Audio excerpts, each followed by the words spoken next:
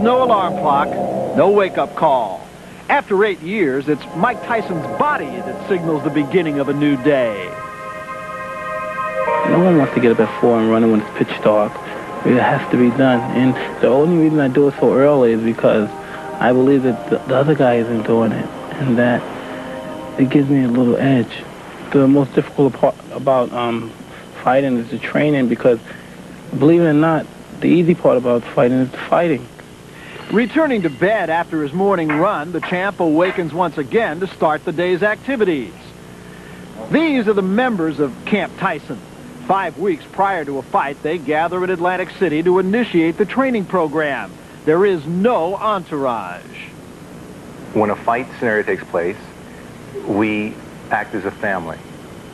Kevin, Mike, and I, we live together, we go out together, we go to the gym together. Monday through Saturday, Mike Tyson goes to work.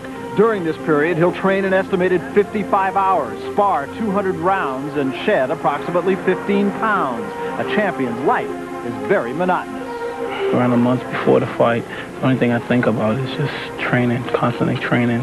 I enjoy it, but it gets sometimes boring because it's just constantly repetitious, over and over, same thing over and over.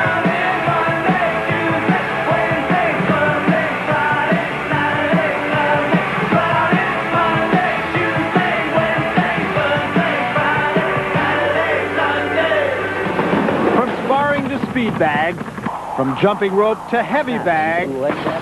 Most fighters use similar training techniques, yet Tyson's camp has developed a few tricks of its own. Well, the purpose of the slip bag is to get the fighter moving his head, to get him in the habit of moving his head correctly. You have to try to be elusive. See, as long as the fighter's trying to be elusive, he's going to be all right. That's what I emphasize. That's what we try to. That's what we got over everybody else. After 7 years of slipping and dodging this sand-filled pendulum, Mike Tyson has become one of the most evasive fighters in boxing today. There you go, there you go. That's what I'm told. That's a combination you haven't seen. When I'm on the heavy bag with Michael, I'm working on his form. And I tell him, you're not moving enough, because you got to move at least 3 times. Certain punches. You throw a straight punch, you move 3 times. You throw a hook, you move twice. Most impressive is the power and quickness he's developed. This 4-punch combination seems basic. For a heavyweight, 4 punches in under a second is incredible. Watch closely. There you go, there you go. Besides videotaping the punches that are thrown, Mike is instructed what to throw. Each type of punch has been assigned a number. The right hand, left hook, right hand.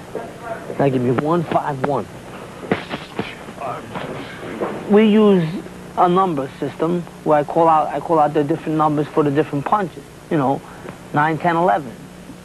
Body, head. When Kevin tells me the numbers of 4, 5, 6, I know exactly what they are. I don't even have to think. I want you to 5-1 now. 7 coming in. What's going to go 5-1?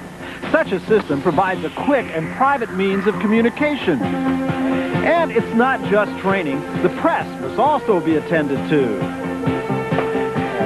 To break up his formatted training schedule, Tyson often passes time by shopping. Still, this doesn't ease the worry or the constant anticipation of fight night. 80% of the training is all emotional.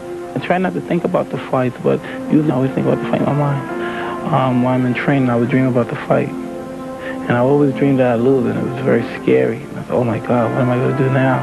And it's funny, when you dream you lose, you wake up thinking that you lost. And it's scary. On a good night, the group may rent a video.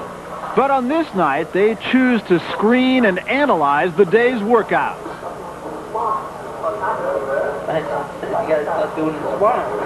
And in just 9 hours, it'll be time to start all over again.